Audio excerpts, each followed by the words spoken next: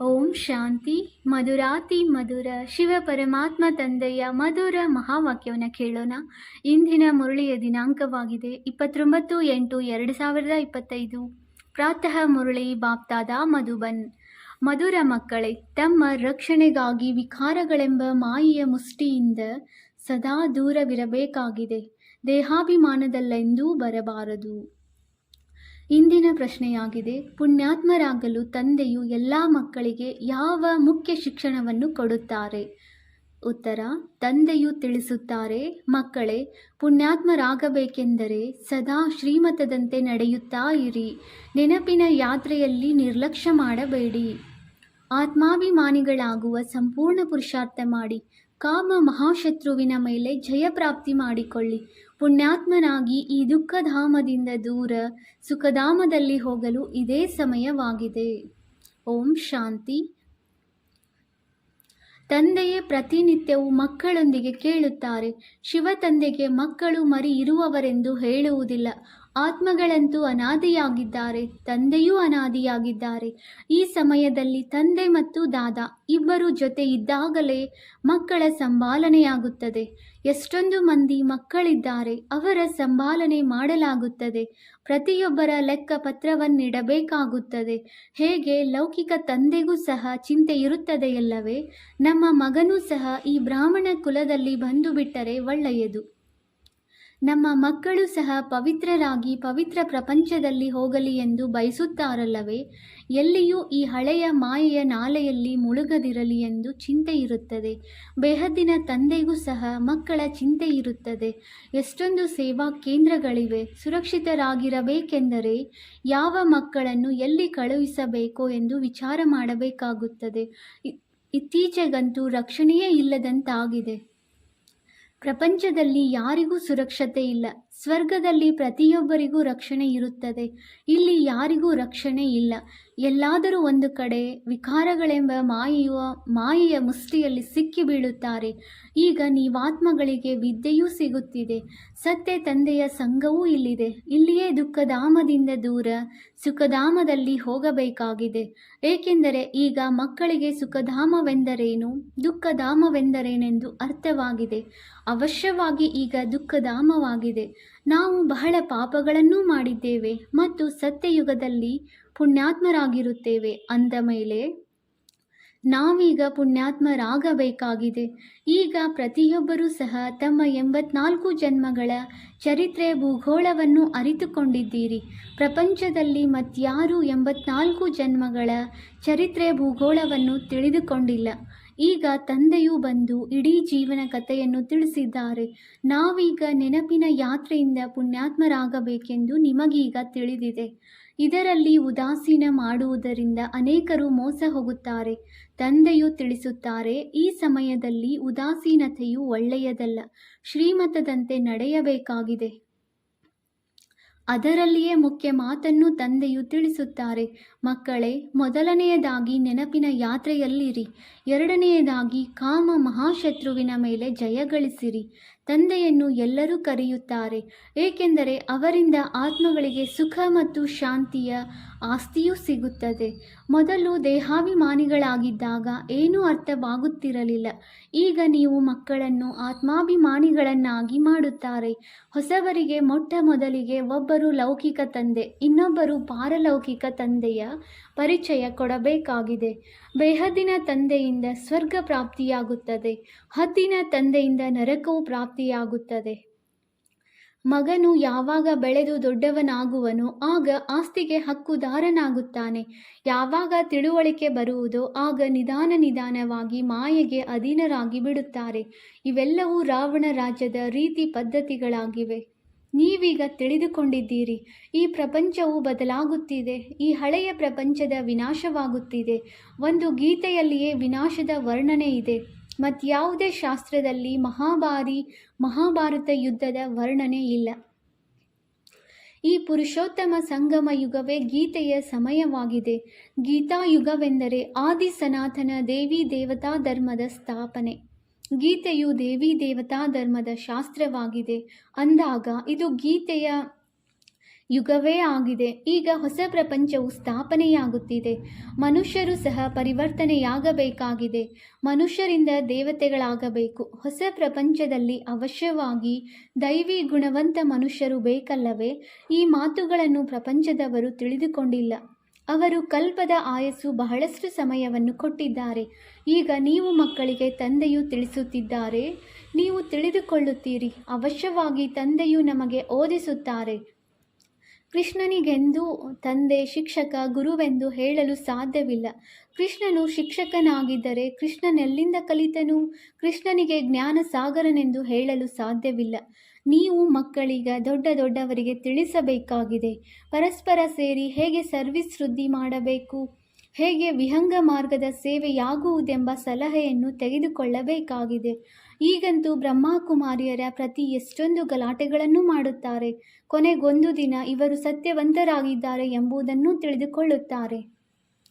ಬಾಕಿ ಪ್ರಪಂಚವಂತೂ ಅಸತ್ಯವಾಗಿದೆ. ಆದ್ದರಿಂದ ಸತ್ಯದ ದೋಣಿಯನ್ನು ಅಲುಗಾಡಿಸುತ್ತಿರುತ್ತಾರೆ. ಬಿರುಗಾಳಿಗಳು ಬರುತ್ತವೆಯಲ್ಲವೇ? ನೀವು ದೋಣಿಯಾಗಿದ್ದೀರಿ, ಪಾರಾಗುತ್ತೀರಿ. ನಿಮಗೆ ತಿಳಿದಿದೆ, ನಾವು ಈ ಮಾಯಾವಿ ಪ್ರಪಂಚದಿಂದ ದೂರ ಹೋಗಬೇಕಾಗಿದೆ. ಎಲ್ಲದಕ್ಕಿಂತ ಮೊದಲನೆಯದಾಗಿ ದೇಹಾಭಿಮಾನದ ಬಿರುಗಾಳಿಯು ಬರುತ್ತದೆ. ಇದು ಎಲ್ಲದಕ್ಕಿಂತ ಕೆಟ್ಟದಾಗಿದೆ. ಇದೇ ಎಲ್ಲರನ್ನೂ ಪತಿತರನ್ನಾಗಿ ಮಾಡಿದೆ. ಆದ್ದರಿಂದಲೇ ತಂದೆಯು ತಿಳಿಸುತ್ತಾರೆ, ಕಾಮ ಮಹಾಶತ್ರುವಾಗಿದೆ. ಇದು ಬಹಳ ತೀಕ್ಷ್ಣವಾದ ಬಿರುಗಾಳಿಯಾಗಿದೆ. ಇದರ ಮೇಲೆ ಜಯ ಗಳಿಸಿರುವವರು ಕೆಲವರಿದ್ದಾರೆ. ಗೃಹಸ್ಥ ವ್ಯವಹಾರದಲ್ಲಿ ಹೋಗಿದ್ದಾರೆ, ಮತ್ತೆ ಅದರಿಂದ ಪಾರಾಗುವ ಪ್ರಯತ್ನ ಪಡುತ್ತಾರೆ. ಕುಮಾರ ಕುಮಾರಿಯರಿಗಂತೂ ಬಹಳ ಸಹಜವಾಗಿದೆ. ಆದ್ದರಿಂದ ಕನ್ಯೆಯನೆಂಬ ಹೆಸರಿನಿಂದ ಗಾಯನ ಮಾಡಲಾಗಿದೆ. ಇಷ್ಟೊಂದು ಕನ್ಯೆಯರು ಅವಶ್ಯವಾಗಿ ಶಿವತಂದೆಗೆ ಇರುವರು. ದೇಹಧಾರಿ ಶ್ರೀಕೃಷ್ಣನಿಗೆ ಇಷ್ಟೊಂದು ಮಂದಿ ಕನ್ಯೆಯರು ಇರಲು ಸಾಧ್ಯವಿಲ್ಲ. ನೀವು ಈ ವಿದ್ಯೆಯಿಂದ ಪಟ್ಟದ ರಾಣಿಯರಾಗುತ್ತಿದ್ದೀರಿ. ಇದರಲ್ಲಿ ಮುಖ್ಯ ಮಾತು ಪವಿತ್ರತೆ ಇರಬೇಕು. ತಮ್ಮನ್ನು ತಾವು ನೋಡಿಕೊಳ್ಳಿ. ನೆನಪಿನ ಚಾರ್ಟ್ ಸರಿ ಇದೆಯೇ? ತಂದೆಯ ಬಳಿ ಕೆಲವರದು 5 ಗಂಟೆಗಳದು, ಇನ್ನು ಕೆಲವರದು 2-3 ಗಂಟೆಗಳ ಚಾರ್ಟ್ ಬರುತ್ತದೆ. ಕೆಲವರಾದರೆ ಬರೆಯುವುದೇ ಇಲ್ಲ. ಬಹಳ ಕಡಿಮೆ ನೆನಪು ಮಾಡುತ್ತಾರೆ. ಎಲ್ಲರ ಯಾತ್ರೆಯು ಏಕರಸವಾಗಿರಲು ಸಾಧ್ಯವಿಲ್ಲ. ಮುಂದೆ ಇನ್ನೂ ಬಹಳ ಮಂದಿ ಮಕ್ಕಳು ವೃದ್ಧಿಯಾಗುತ್ತಾರೆ. ಪ್ರತಿಯೊಬ್ಬರೂ ತಮ್ಮ ಚಾರ್ಟನ್ನು ನೋಡಿಕೊಳ್ಳಿ. ನಾನು ಎಲ್ಲಿಯವರೆಗೆ ಪದವಿಯನ್ನು ಪಡೆಯುತ್ತೇನೆ? ನನ್ನಲ್ಲಿ ಎಷ್ಟು ಖುಷಿ ಇದೆ? ಯಾವಾಗ ನಾವು ಶ್ರೇಷ್ಠಾತಿಶ್ರೇಷ್ಠ ತಂದೆಯ ಮಕ್ಕಳಾಗಿದ್ದೇವೆ ಅಂದ ಮೇಲೆ ನಮಗೆ ಸದಾ ಖುಷಿಯು ಏಕಿರಬಾರದು? ಡ್ರಾಮಾ ಅನುಸಾರ ನೀವು ಬಹಳ ಭಕ್ತಿ ಮಾಡಿದ್ದೀರಿ. ಹೇಗೆ ಭಕ್ತರಿಗೆ ಫಲವನ್ನು ಕೊಡುವುದಕ್ಕಾಗಿಯೇ ತಂದೆಯು ಬಂದಿದ್ದಾರೆ. ರಾವಣ ರಾಜ್ಯದಲ್ಲಂತೂ ವಿಕರ್ಮಗಳು ಖಂಡಿತ ಆಗುತ್ತವೆ. ನೀವು ಸತೋಪ್ರಧಾನ ಪ್ರಪಂಚದಲ್ಲಿ ಹೋಗುವ ಪುರುಷಾರ್ಥ ಮಾಡುತ್ತೀರಿ. ಯಾರು ಪೂರ್ಣ ಪುರುಷಾರ್ಥ ಮಾಡುವುದಿಲ್ಲವೋ ಅವರು ಸತೋದಲ್ಲಿ ಬರುತ್ತಾರೆ. ಎಲ್ಲರೂ ಇಷ್ಟು ಜ್ಞಾನವನ್ನು ತೆಗೆದುಕೊಳ್ಳುತ್ತಾರೆಯೇ? ಸಂದೇಶವನ್ನಂತೂ ಅವಶ್ಯವಾಗಿ ತಿಳಿಸಬೇಕು. ನಂತರ ಎಲ್ಲಿದ್ದರೂ ಸರಿಯೇ. ಆದ್ದರಿಂದ ಮೂಲೆ ಮೂಲೆಗೂ ಹೋಗಬೇಕಾಗಿದೆ. ವಿದೇಶದಲ್ಲಿಯೂ ಸಹ ಈ ಸಂದೇಶವನ್ನು ಕೊಡಬೇಕು. ಹೇಗೆ ಬೌದ್ಧರು, ಕ್ರಿಶ್ಚಿಯನ್ನರದು ಇಲ್ಲಿ ಸಂಸ್ಥೆಗಳು ಇವೆಯಲ್ಲವೇ? ಅನ್ಯ ಧರ್ಮದವರನ್ನು ತಮ್ಮ ಧರ್ಮದಲ್ಲಿ ತರುವ ಸಂಸ್ಥೆ ಇರುತ್ತದೆ.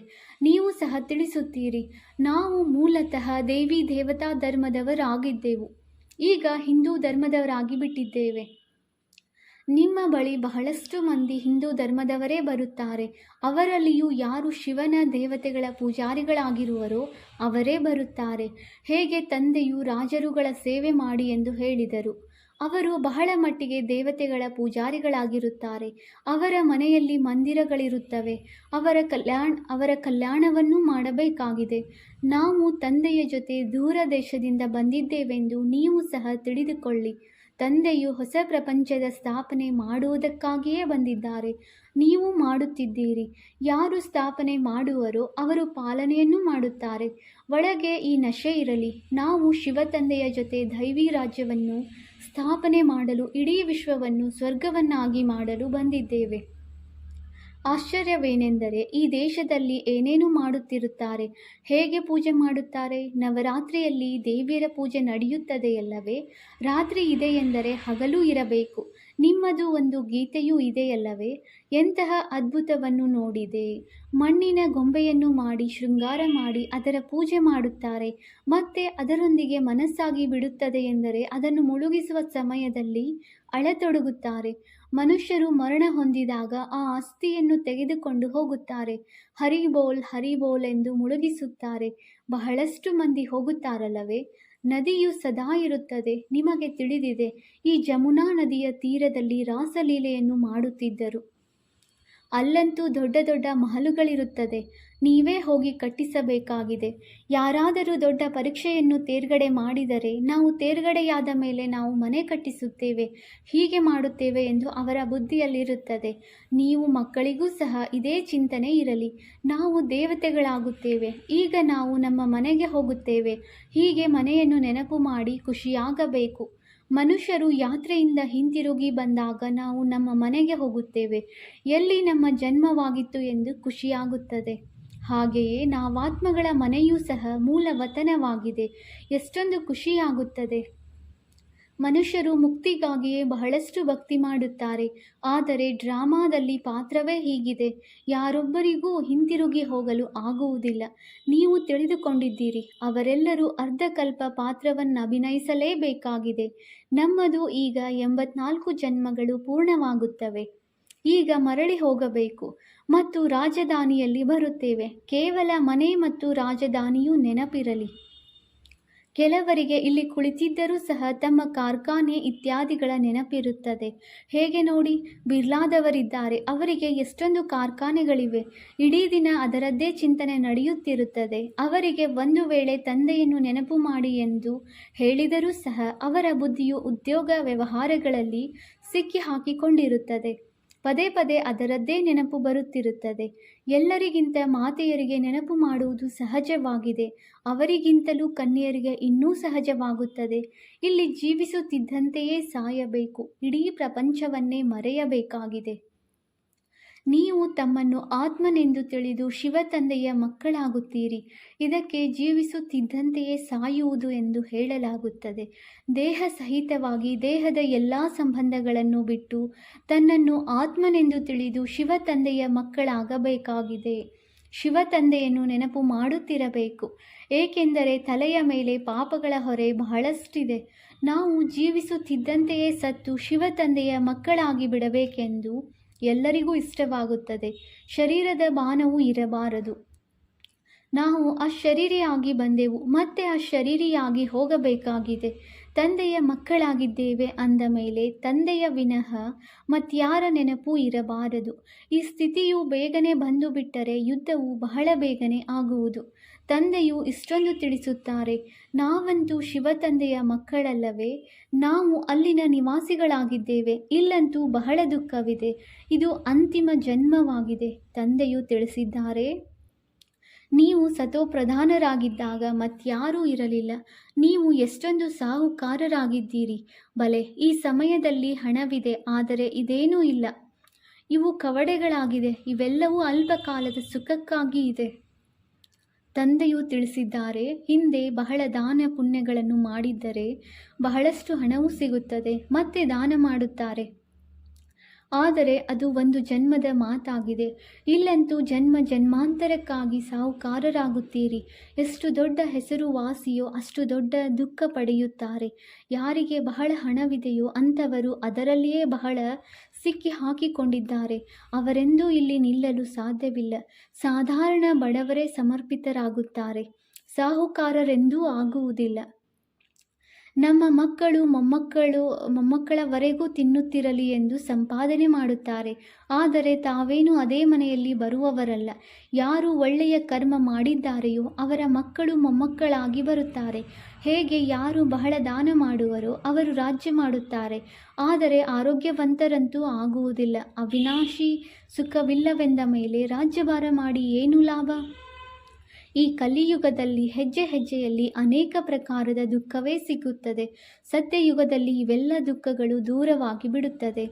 ನಮ್ಮ ದುಃಖವನ್ನು ದೂರ ಮಾಡಿ ಎಂದು ತಂದೆಯನ್ನು ಕರೆಯುತ್ತಾರೆ. ಆದರೆ ದುಃಖವೆಲ್ಲವೂ ದೂರವಾಗಲಿದೆ ಎಂಬುದನ್ನು ನೀವು ತಿಳಿದುಕೊಂಡಿದ್ದೀರಿ.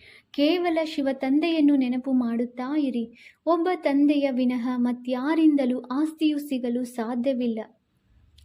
ತಂದೆಯು ಇಡೀ ವಿಶ್ವದ ದುಃಖವನ್ನು ದೂರ ಮಾಡುತ್ತಾರೆ. ಈ ಸಮಯದಲ್ಲಿ ಪ್ರಾಣಿ ಪಕ್ಷಿಗಳು ಸಹ ಎಷ್ಟೊಂದು ದುಃಖಿಯಾಗಿವೆ. ಈ ಪ್ರಪಂಚವೇ ದುಃಖಧಾಮವಾಗಿದೆ. ದುಃಖವು ಇನ್ನೂ ಹೆಚ್ಚುತ್ತಲೇ ಹೋಗುತ್ತದೆ. ತಮೋ ಪ್ರಧಾನರಾಗುತ್ತಾ ಹೋಗುತ್ತಾರೆ. ನಾವೀಗ ಸಂಗಮ ಯುಗದಲ್ಲಿ ಕುಳಿತಿದ್ದೇವೆ. ಅವರೆಲ್ಲರೂ ಕಲಿಯುಗದಲ್ಲಿ ಕುಳಿತಿದ್ದಾರೆ. ಇದು ಪುರುಷೋತ್ತಮ ಸಂಗಮ ಯುಗವಾಗಿದೆ. ತಂದೆಯು ನಮ್ಮನ್ನು ಪುರುಷೋತ್ತಮರನ್ನಾಗಿ ಮಾಡುತ್ತಿದ್ದರು. ಇದು ನೆನಪಿದ್ದರೂ ಸಹ ಖುಷಿ ಇರುವುದು. ಭಗವಂತನೇ ಓದಿಸುತ್ತಾರೆ, ವಿಶ್ವದ ಮಾಲೀಕರನ್ನಾಗಿ ಮಾಡುತ್ತಾರೆ. ಇದನ್ನು ಭಲೆ ನೆನಪು ಮಾಡಿ. ನಾವು ಅವರ ಮಕ್ಕಳೆಂದ ಮೇಲೆ ವಿದ್ಯೆಯಿಂದ ಭಗವಾನ್ ಭಗವತಿಯರಾಗಬೇಕಲ್ಲವೇ? ಭಗವಂತನು ಸುಖ ಕೊಡುವವರಾಗಿದ್ದಾರೆ. ಮತ್ತೆ ದುಃಖವು ಹೇಗೆ ಸಿಗುತ್ತದೆ? ಅದನ್ನು ತಂದೆಯು ಕುಳಿತು ತಿಳಿಸುತ್ತಾರೆ. ಭಗವಂತನ ಮಕ್ಕಳು ಮತ್ತೆ ದುಃಖದಲ್ಲಿ ಏಕೆ ಇದ್ದಾರೆ? ಭಗವಂತನು ದುಃಖಹರ್ತ ಸುಖಕರ್ತನೆಂದರೆ ಅವಶ್ಯವಾಗಿ ದುಃಖದ ಸಮಯದಲ್ಲಿಯೇ ಬರುತ್ತಾರೆ. ಆದ್ದರಿಂದಲೇ ಹಾಡುತ್ತಾರೆ, ಆ ತಂದೆಯು ನಮಗೆ ರಾಜಯೋಗವನ್ನು ಕಲಿಸುತ್ತಿದ್ದಾರೆ. ನಾವು ಪುರುಷಾರ್ಥ ಮಾಡುತ್ತಿದ್ದೇವೆಂದು ನಿಮಗೆ ತಿಳಿದಿದೆ. ಇದರಲ್ಲಿ ಸಂಶಯವಿರಲು ಸಾಧ್ಯವಿಲ್ಲ. ನಾವು ಬ್ರಹ್ಮ ಕುಮಾರ ಕುಮಾರಿಯರು ರಾಜಯೋಗವನ್ನು ಕಲಿಯುತ್ತಿದ್ದೇವೆ. ಸುಳ್ಳು ಹೇಳಲು ಸಾಧ್ಯವೇ? ಯಾರಿಗಾದರೂ ಈ ಸಂಶಯ ಬಂದರೆ ತಿಳಿಸಿಕೊಡಿ. ಇದಂತೂ ವಿದ್ಯೆಯಾಗಿದೆ. ವಿನಾಶವು ಸನ್ಮುಖದಲ್ಲಿ ನಿಂತಿದೆ. ನಾವು ಸಂಗಮಯುಗಿ ಬ್ರಾಹ್ಮಣರು ಶಿಖೆಗೆ ಸಮಾನರಾಗಿದ್ದೇವೆ. ಪ್ರಜಾಪಿತ ಬ್ರಹ್ಮನಿದ್ದಾರೆಂದ ಮೇಲೆ ಅವಶ್ಯವಾಗಿ ಬ್ರಾಹ್ಮಣರು ಇರಬೇಕು. ನಿಮಗೂ ಸಹ ತಂದೆಯು ತಿಳಿಸಿದ್ದಾರೆ. ಆದ್ದರಿಂದಲೇ ನಿಶ್ಚಯ ಮಾಡಿಕೊಂಡಿದ್ದೀರಿ. ಬಾಕಿ ಮುಖ್ಯವಾದ ಮಾತು ನೆನಪಿನ ಯಾತ್ರೆಯಾಗಿದೆ. ಇದರಲ್ಲಿ ವಿಘ್ನಗಳು ಬರುತ್ತವೆ. ತಮ್ಮ ಚಾರ್ಟನ್ನು ನೋಡಿಕೊಳ್ಳುತ್ತಾ ಇರಿ. ನಾವು ಎಲ್ಲಿಯವರೆಗೆ ತಂದೆಯನ್ನು ನೆನಪು ಮಾಡುತ್ತೇವೆ, ಎಷ್ಟು ಖುಷಿಯ ನಶೆ ಏರಿರುತ್ತದೆ. ಈ ಆಂತರಿಕ ಖುಷಿ ಇರಲಿ. ನಮಗೆ ಹೂದೋಟದ ಮಾಲೀಕ ಪತಿತ ಪಾವನ ತಂದೆಯ ಕೈ ಸಿಕ್ಕಿದೆ. ನಾವು ಶಿವ ತಂದೆಯೊಂದಿಗೆ ಬ್ರಹ್ಮ ತಂದೆಯ ಮೂಲಕ ಹ್ಯಾಂಡ್ ಶೇಕ್ ಮಾಡುತ್ತೇವೆ. ಒಳ್ಳೆಯದು. ಮಧುರಾತಿ ಮಧುರ. ಅಗಲಿ ಹೋಗಿ ಮರಳಿ ಸಿಕ್ಕಿರುವ ಮಕ್ಕಳ ಪ್ರತಿ ಮಾತಾಪಿತ ಬಾಪ್ದಾದಾರವರ ನೆನಪು, ಪ್ರೀತಿ ಹಾಗೂ ಸುಪ್ರಭಾತ. ಆತ್ಮಿಕ ಮಕ್ಕಳಿಗೆ ಆತ್ಮಿಕ ತಂದೆಯ ನಮಸ್ತೆ. ನಾವು ಆತ್ಮೀಯ ಮಕ್ಕಳಿಂದ ಆತ್ಮೀಯ ತಂದೆಗೆ ನೆನಪು, ಪ್ರೀತಿ ಹಾಗೂ ನಮಸ್ತೆ ನಮಸ್ತೆ ನಮಸ್ತೆ. ಧಾರಣೆಗಾಗಿ ಮುಖ್ಯ ಸಾರ. ಪಾಯಿಂಟ್ ನಂಬರ್ 1, ತಮ್ಮ ಮನೆ ಮತ್ತು ರಾಜಧಾನಿಯನ್ನು ನೋಡಿ ಅಪಾರ ಖುಷಿಯಲ್ಲಿರಬೇಕಾಗಿದೆ. ಸದಾ ನೆನಪಿರಲಿ, ಈಗ ನಮ್ಮ ಯಾತ್ರೆಯು ಪೂರ್ಣವಾಯಿತು. ನಾವು ನಮ್ಮ ಮನೆಗೆ ಹೋಗುತ್ತೇವೆ, ನಂತರ ರಾಜಧಾನಿಯಲ್ಲಿ ಬರುತ್ತೇವೆ. ಪಾಯಿಂಟ್ ನಂಬರ್ 2, ನಾವು ಬ್ರಹ್ಮ ತಂದೆಯ ಮೂಲಕ ಶಿವ ತಂದೆಯೊಂದಿಗೆ ಹ್ಯಾಂಡ್ ಶೇಕ್ ಮಾಡುತ್ತೇವೆ. ಆ ಮಾಲೀಕನು ನಮ್ಮನ್ನು ಪತಿತರಿಂದ ಪಾವನರನ್ನಾಗಿ ಮಾಡುತ್ತಿದ್ದಾರೆ. ನಾವು ಈ ವಿದ್ಯೆಯಿಂದ ಸ್ವರ್ಗದ ಪಟ್ಟದ ರಾಣಿಯರಾಗುತ್ತೇವೆ.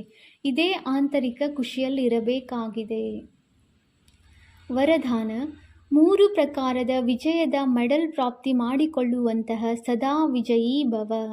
ವಿಜಯ ಮಾಲೆಯಲ್ಲಿ ನಂಬರ್ ಪ್ರಾಪ್ತಿ ಮಾಡಿಕೊಳ್ಳಬೇಕಾದರೆ ಮೊದಲು ಸ್ವಯಂನ ಮೇಲೆ ವಿಜಯಿ, ನಂತರ ಸರ್ವರ ಮೇಲೆ ವಿಜಯಿ ಮತ್ತು ನಂತರ ಪ್ರಕೃತಿಯ ಮೇಲೆ ವಿಜಯಿಯಾಗಿ. ಯಾವಾಗ ಈ 3 ಪ್ರಕಾರದ ವಿಜಯದ ಮೆಡಲ್ ಪ್ರಾಪ್ತಿಯಾಗುವುದು, ಆಗ ವಿಜಯ ಮಾಲೆಯ ಮಣಿಯಾಗಲು ಸಾಧ್ಯ. ಸ್ವಯಂನ ಮೇಲೆ ವಿಜಯಿಯಾಗುವುದು ಅರ್ಥಾತ್ ತಮ್ಮ ವ್ಯರ್ಥ ಭಾವ ಸ್ವಭಾವವನ್ನು ಶ್ರೇಷ್ಠ ಭಾವ ಶುಭ ಭಾವನೆಯಿಂದ ಪರಿವರ್ತನೆ ಮಾಡಬೇಕು. ಯಾರು ಈ ರೀತಿ ಸ್ವಯಂನ ಮೇಲೆ ವಿಜಯಿಯಾಗುತ್ತಾರೆ, ಅವರೇ ಅನ್ಯರ ಮೇಲೂ ಸಹ ವಿಜಯವನ್ನು ಪ್ರಾಪ್ತಿ ಮಾಡಿಕೊಳ್ಳುತ್ತಾರೆ. ಪ್ರಕೃತಿಯ ಮೇಲೆ ವಿಜಯ ಪ್ರಾಪ್ತಿ ಮಾಡಿಕೊಳ್ಳುವುದು ಅರ್ಥಾತ್ ವಾಯುಮಂಡಲ, ವೈಬ್ರೇಷನ್ ಮತ್ತು ಸ್ಥೂಲ ಪ್ರಕೃತಿಯ ಸಮಸ್ಯೆಗಳ ಮೇಲೆ ವಿಜಯಿಯಾಗುವುದು. ಸ್ಲೋಗನ್: ಸ್ವಯಂನ ಕರ್ಮೇಂದ್ರಿಯಗಳ ಮೇಲೆ ಸಂಪೂರ್ಣ ರಾಜ್ಯ ಮಾಡುವಂಥವರೇ ಸತ್ಯ ರಾಜಯೋಗಿಗಳು. ಅವ್ಯಕ್ತ ಸೂಚನೆ: ಸಹಜ ಯೋಗಿ ಆಗಬೇಕೆಂದರೆ ಪರಮಾತ್ಮನ ಪ್ರೀತಿಯ ಅನುಭವಿಯಾಗಿರಿ. ನೀವು ಮಕ್ಕಳಿಗೆ ಜ್ಞಾನ ಜೊತೆ ಸತ್ಯ ಆತ್ಮಿಕ ಪ್ರೀತಿಯೂ ಸಿಕ್ಕಿದೆ. ಆ ಆತ್ಮಿಕ ಪ್ರೀತಿಯೇ ಪ್ರಭುವಿನವರನ್ನಾಗಿ ಮಾಡಿದೆ. ಪ್ರತಿ ಮಗುವಿಗೆ ಡಬಲ್ ಪ್ರೀತಿ ಸಿಕ್ಕಿದೆ. ಒಂದು ತಂದೆಯದ್ದು, ಇನ್ನೊಂದು ದೈವಿ ಪರಿವಾರದ್ದು. ಪ್ರೀತಿಯ ಅನುಭವ ಪ್ರೇಮಿಯನ್ನಾಗಿ ಮಾಡಿದೆ. ಪ್ರೀತಿಯೇ ಆಯಸ್ಕಾಂತದ ಕೆಲಸವನ್ನೂ ಮಾಡುತ್ತದೆ. ನಂತರ ಕೇಳಲು ಮತ್ತು ಸಾಯಲು ಸಹ ಸಿದ್ಧರಾಗಿ ಬಿಡುತ್ತಾರೆ. ಸಂಗಮದಲ್ಲಿ ಯಾರು ಸತ್ಯ ಪ್ರೀತಿಯಲ್ಲಿ ಬದುಕಿದ್ದಂತೆ ಸಾಯುತ್ತಾರೆ, ಅವರೇ ಸ್ವರ್ಗದಲ್ಲಿ ಹೋಗುತ್ತಾರೆ. ಓಂ ಶಾಂತಿ.